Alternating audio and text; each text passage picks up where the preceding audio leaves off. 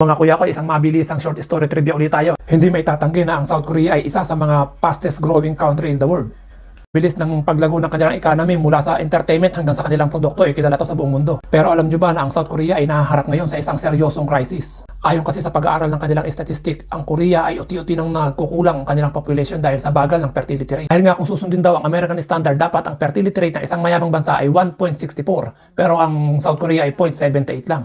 Grabe no, ganun sila kabagal mag-multiply, walang-wala sa Pilipinas itong mga to. Kaya nga naglabas ng bagong batas ang government nila na ang sinumang legal family na makakapagsilang ng bagong baby ay magbibigay ang government ng ILOC o mahigit sa 4 na milyong piso kada isang bata. Ayaw mo pa? Naniniwalaan kasi nila na ito ay 63% motivation para sa mga couple. Sa mga itinuturong dahilan dyan is yung bagal ng marriage o yung bagal ng mga pagpapakasal ng mga Koreans.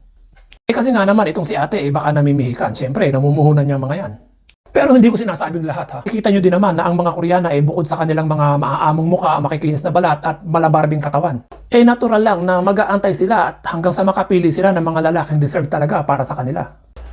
Well, sorry girls, I'm taken. Kaya nga itong low o fertility rate ay malaking usapin ngayon dito sa Korea. Sa katunayan ay unti-unti nang nauubos o nagkukulang ang kanilang mga doctors, mga engineers at ilang mga high profession. Kulang na rin ang kanilang mga workers sa mga farming. Kaya nga ang government ngayon ay tumatanggap sila ng mga seasonal farmer galing sa Pilipinas at tumatanggap na rin sila rito ng DH o domestic helper. At ngayon kung mabagal ang fertility rate nyo, diyan kami panalo.